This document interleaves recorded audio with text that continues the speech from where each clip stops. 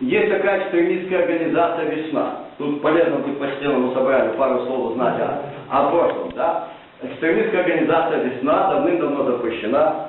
Значит, под ее эгидой был запущен 3 года назад судебный процесс против газеты «Вечерний Могилев». Путем прямого контакта, как он утверждал, будем верить, активистов фактически этой «Весны», неважно какой он сам ориентации, по моей оценке он вообще говорил, что он не традиционной ориентации, просто он на этом свою бочебесную карьеру решил делать. И все. Так. Потому что он говорит, что он верующий, соблюдает целибат. То есть я думаю, что всех дурить. Ну как, такой хитрый парень, да, чем работать, лучше быть активистом. Короче, значит, на прямом контакте с Совмином комиссия по экстремизму Совмина решила, что осуждение половых извращений, которое содержится в публикации газеты «Вечерний Могилев», это экстремизм. Так.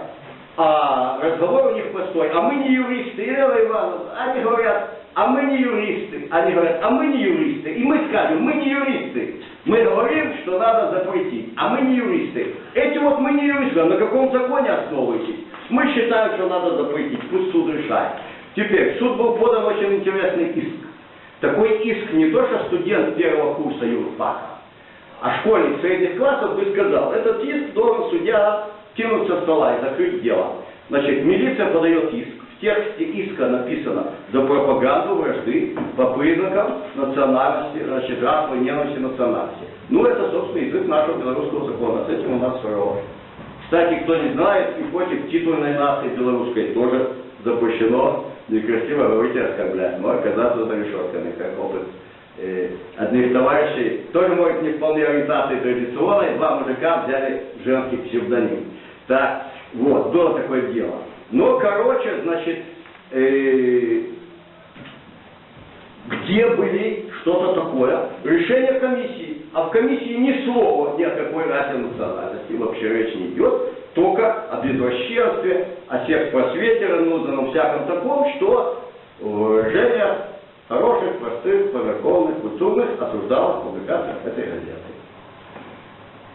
И окончательное решение суда было, что иск содержит такое-то обвинение, ничего такого в публикациях нет, поэтому дело закрываем. Но полгода оказывалось очевидное противоправное давление на суд. Как имели место несколько заседаний, как имело место посылка на экспертизу ту или иную, когда в тот же момент должны были принять такое решение. Вот как сильно у нас, значит, вне закона. Вот та «Весна» сошла со сцены, а сейчас появилась новая организация «Встреча», которая уже не говорит не просто об извращенцах, а она вот города готовы к встрече. Так, и проводится, значит, мастер-класс «Подбери себе пол». Возьмите, посмотрите, кто еще хочет, можете себе цветной оставить, а еще напечатают с Божьей помощью. Так, это у нас тут в республике. И оно легально. Но, в общем, «Весна» под этим всем была. После 2020 года, когда уже конкретно, как бы, те, кто террористическую деятельность поддерживали, значит, уже их прижали, а что-то новое подскочило. И вот сейчас кругом встреча. От этого кругом мы слыхали «Весна». Да, значит, Тутбай закрыт, да?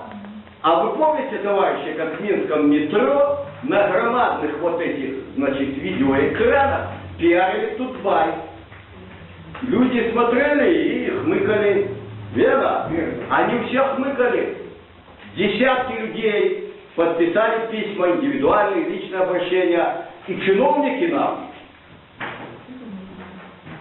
объясняли, поясняли, что это информационный портал, то все. А вот тут поминали Министерство культуры. Мне вот довелось несколько раз быть на встречах с министрами, замминистром информации, культуры по разных вопросах. В частности, Куропатский фейк знаменитый, да?